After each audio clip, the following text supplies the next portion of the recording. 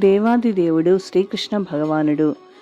2వ అధ్యాయం. గర్భస్థుడైన శ్రీకృష్ణుని దేవతలు స్తుతించుట. ప్రభు మాధవ, నిరాకారవాదులు తమ ఉన్నత పదము నుండి పతనం చెందినట్లుగా నీ సేవారతులైన భక్తులు తమ మహోత్కృష్ట పదము నుండి పతనం చెందరు.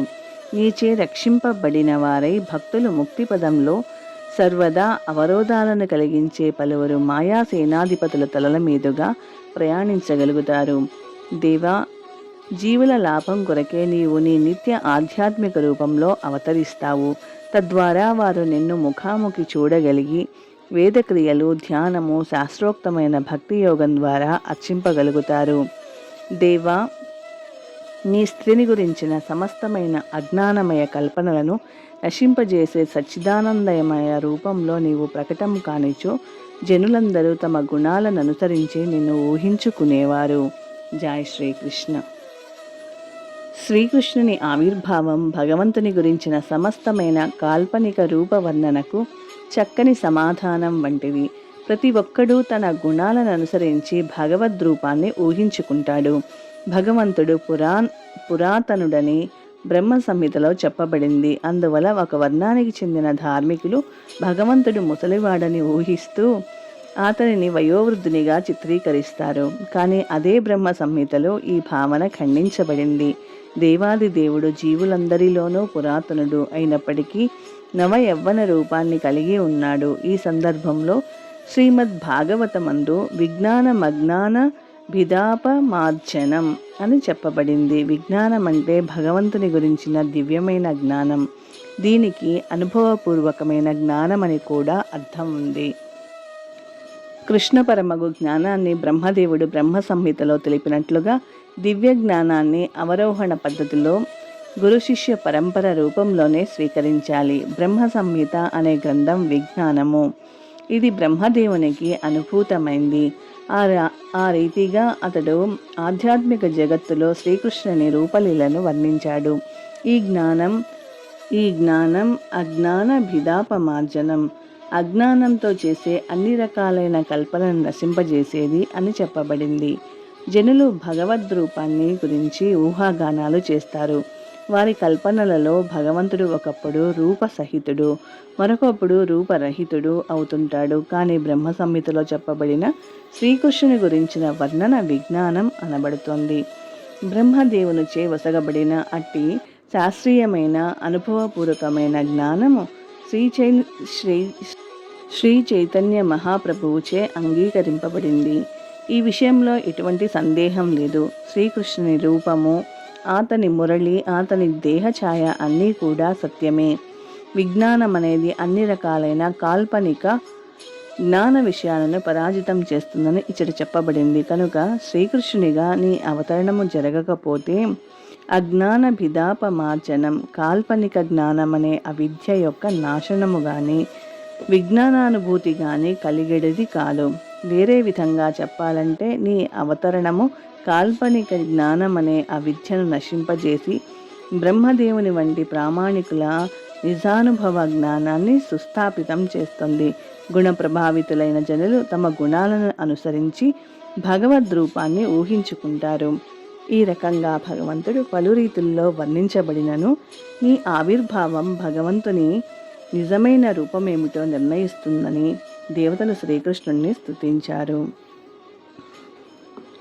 భగవంతుడు అవతరించినప్పుడు సత్వగుణయుతమైన భౌతిక రూపాన్ని స్వీకరిస్తాడని తలచడమే నిరాకారవాదులు చేసే పెద్ద పొరపాటు.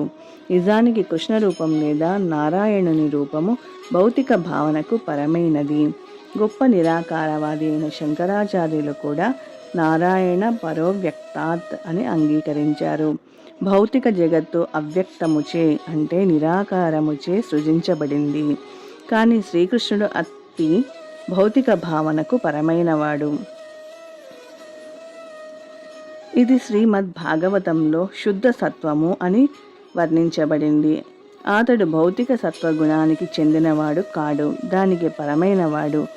అతడు సచ్చిదానంద స్వరూపుడు. జై శ్రీకృష్ణ.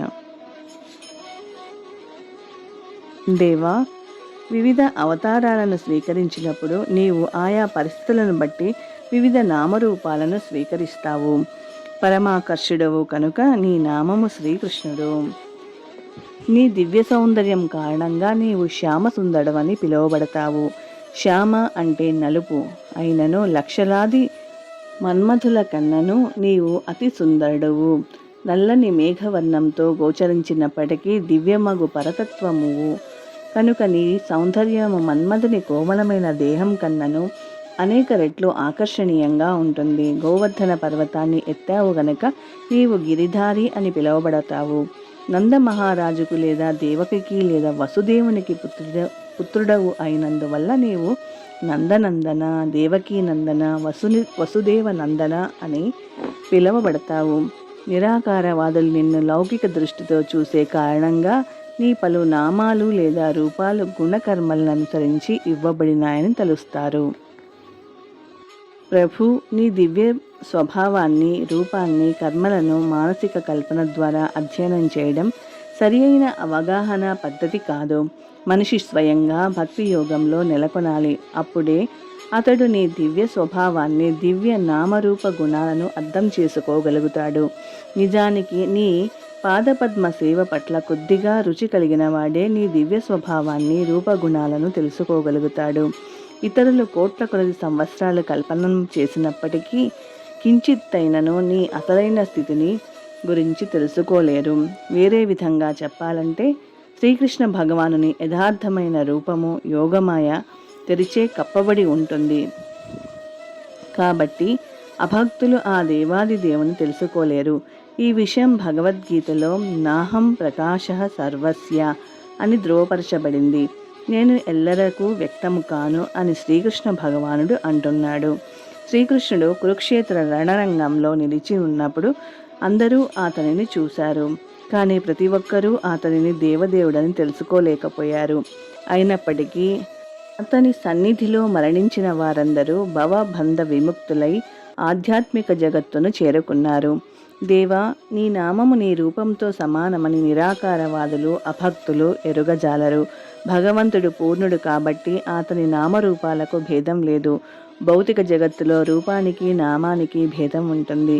మామిడి పండుకు దాని పేరుకు భేదం ఉంది. అంటే మామిడి పండు మామిడి పండు మామిడి పండు అని పలకడం చేత మామిడి పండు రుచి అర్థం కాదు. కానీ శ్రీకృష్ణుని నామరూపాలకు భేదం లేదని ఎరిగిన భక్తుడు హరే కృష్ణ కృష్ణ కృష్ణ హరే హరే, హరే రామ రామ రామ హరే హరే అనే కృష్ణనామాన్ని జపిస్తూ సర్వదా కృష్ణ సాంగత్యాన్ని అనుభూతమనర్చుకుంటాడు.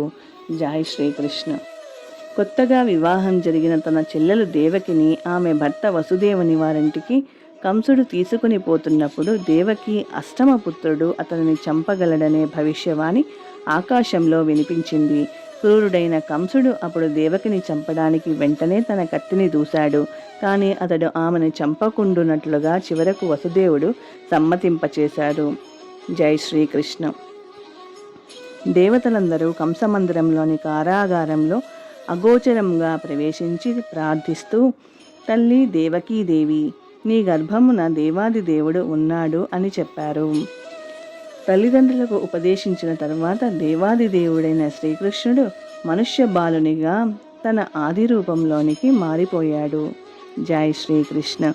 వసుదేవుడు బాలకృష్ణుని యమునా నదిని దాటిస్తున్నప్పుడు భగవంతుని అంశ అయిన శేషుడు పడగలనెత్తి పట్టాడు. శ్రీకృష్ణుని దేహకాంతి అంధకారమును పటాపంచలు చేయగా వసుదేవుడు మార్గాన్ని దాటగలిగాడు. జై శ్రీకృష్ణ.